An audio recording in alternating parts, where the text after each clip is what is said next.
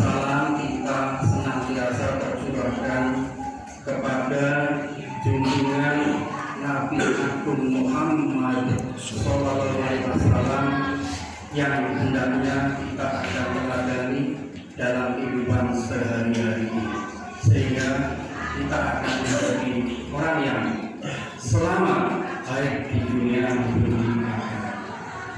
Jamaah Jumat rahimakumullah, sebagai khotib kami mengingatkan kepada diri kami sendiri dan kepada para jamaah pada umumnya, marilah kita senantiasa untuk berusaha meningkatkan iman dan takwa kita kepada Allah dalam keadaan apapun, dalam keadaan sakit, dalam keadaan lapar, dalam keadaan berlebihan atau dalam keadaan sakit, sehingga kita akan menjadi insan yang berarti, akan menjadi orang yang bermakna dalam hidup ini.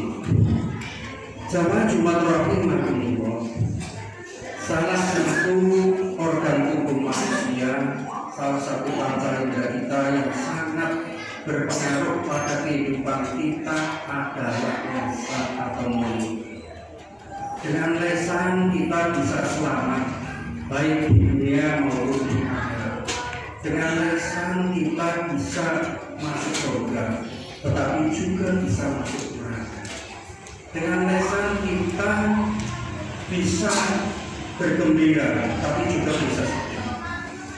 Dengan lisan kita bisa terjadi konflik, baik konflik yang kecil maupun konflik yang besar. Sebagian besar karena pengaruh dari lisan atau ucapan manusia atau mulut daripada manusia.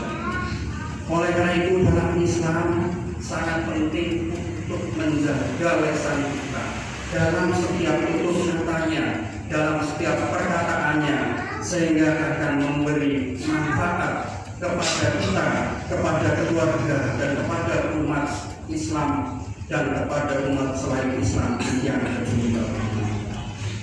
Nabi Muhammad SAW berpesan dalam hadisnya, barang siapa yang beriman kepada Allah dan hari akhir, hendaknya dia berkata yang baik atau diam.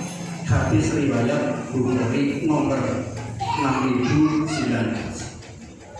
Hadis ini menunjukkan betapa pentingnya mengendalikan lisan agar selalu berkata yang baik dan menahan diri dari perkataan yang kotor, yang tercela, yang dusta, atau perkataan-perkataan yang bisa menimbulkan masalah baik yang kecil maupun masalah yang besar.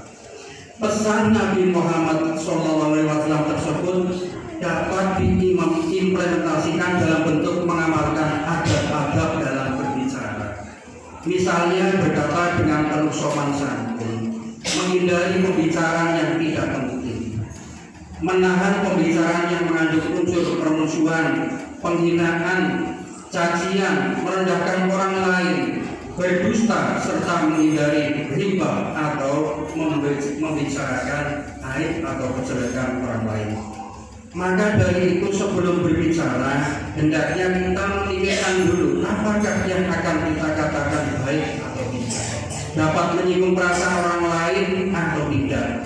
Sebab ketika sebuah ucapan sudah terlanjur diucapkan, kalau sudah menyakitkan orang lain, maka sulit untuk ditarik kembali. Ada pepatah mengatakan bahwa lisan itu lebih tajam dari pedang. Jamaah Jumat rahimakumullah, dalam sebuah riwayat juga dijelaskan akibat dari orang yang tidak berpikir sebelum berucap. Sesungguhnya seorang hamba mengucapkan kalimat tanpa dipikirkan terlebih dahulu, dan karenanya dia terjatuh ke dalam neraka sejauh antara timur dan barat. Hadis riwayat nomor 2988. Dia adalah pilihan yang terbaik ketika seseorang tidak bisa mengucapkan perkataan yang baik. Banyak orang yang menjadi mulia karena lisannya, namun tak sedikit pula yang terjerumus dalam kehinaan karena tidak bisa mengendalikan lisannya. Mengingat perkara lisan ini sangat penting, sehingga Islam memberikan aturan dan rambu-rambu khusus agar umatnya selamat dari bahaya lisan. Allah Subhanahu wa Ta'ala berfirman yang artinya, hai orang-orang yang beriman, bertakwalah kamu sekalian kepada Allah dan katakanlah perkataan yang benar, niscaya Allah memperbaiki amalan-amalanmu dan mengampuni dosa-dosamu. Barang siapa yang menaati Allah dan Rasul-Nya, maka sesungguhnya ia telah mendapat kemenangan yang besar. Quran Surat Al-Ahzab 33:71.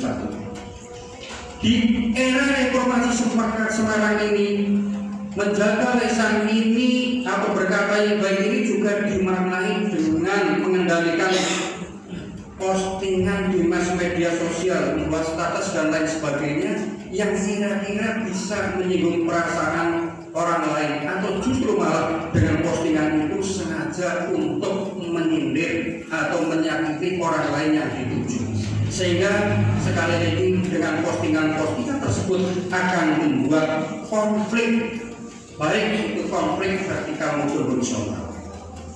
Jamaah Jumat yang berbahagia, berapa juta orang manusia yang hatinya terluka akibat lisan. Sesuatu yang luka walaupun diobati akan meninggalkan bekas. Inilah lisan. Kalau sudah terlanjur diucapkan, maka sulit untuk ditarik kembali. Lisan yang kecil lahir dari hati yang kotor, perbuatan yang kecil lahir dari hati yang kotor. Sungguh hati adalah pusat perbuatan dan perakasan. Tidak mungkin hati yang bersih akan melahirkan lisan yang kotor. Dalam sebuah hadis dikatakan, ngan Abi Hurairah radhiyallahu anhu ngan Rasulullah sallallahu alaihi wasallam qala man kana yu'minu billahi wal yaumil akhir falyaqul khairan aw liyasmut wa man kana yu'minu billahi wal yaumil akhir falyukrim jarah wa man kana yu'minu billahi wal yaumil akhir falyukrim dhaifa. Artinya, dari Abu Hurairah radhiyallahu bahwa Rasulullah SAW bersabda, barang siapa yang beriman kepada Allah dan hari akhir, hendaknya ia berkata baik atau diam. Barang siapa yang beriman kepada Allah dan hari akhir, hendaknya ia menghormati tetangganya. Barang siapa yang beriman kepada Allah dan hari akhir, hendaknya ia memuliakan tamunya. Hadis riwayat Bukhari. Kemudian dalam riwayat yang lain disebutkan dalam riwayat Imam Ahmad yang artinya, hendaknya engkau lebih banyak diam, sebab diam dapat menyingkirkan setan dan menolongmu dari atau terhadap urusan agamamu. Hadis riwayat Ahmad. Kemudian karena pentingnya menjaga lisan ini, apakah yang harus kita lakukan? Bagaimana seseorang ini sebelum berbicara sehingga tidak akan menyakitkan orang lain atau akan membuat konflik?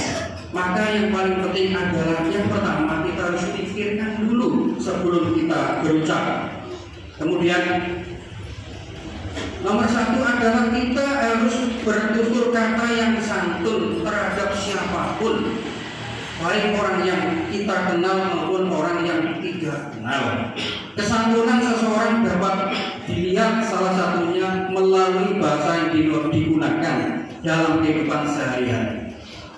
Biasakanlah menggunakan bahasa yang santun, tak peduli siapapun lawan bicara kita, baik yang usianya muda maupun usianya yang lebih tua. Kemudian yang kedua, hendaknya kita harus menghindari untuk berkomentar yang terlalu banyak. Kita mungkin melihat begitu banyak hal, peristiwa atau fenomena dalam keseharian kita, tapi tidak semua hal yang terjadi perlu kita komentari. Sebab semakin sering kita bicara, semakin besar pula potensi kita untuk mengucapkan sesuatu yang kurang baik, bahkan bisa menyakiti orang lain, dan akan mendatangkan ucapan yang sia-sia, tidak bermanfaat, bahkan akan mendatangkan dosa. Kemudian yang ketiga, mari kita berpikir dahulu sebelum berbicara.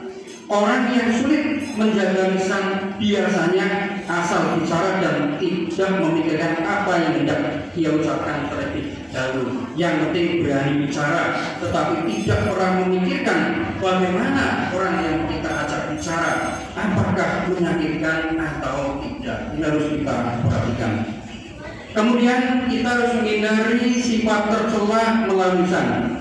Kita harus menjauhi perbuatan-perbuatan yang buruk seperti suka menghasut, menggunjing, memfitnah, dan hal-hal tercela yang lain yang akan bisa menimbulkan perasaan sakit hati orang lain, bahkan kepada kelompok orang lain yang pada ujung-ujungnya akan mendatangkan konflik, baik konflik yang kecil bahkan bisa menjadikan konflik yang besar ini. Barakallahu li wa lakum fil Qur'anil azim wa nafa'ani wa iyyakum bima fihi minal ayati wal hakim wa taqabbalallahu minni wa minkum tilawatan innal samii'ul 'aliim.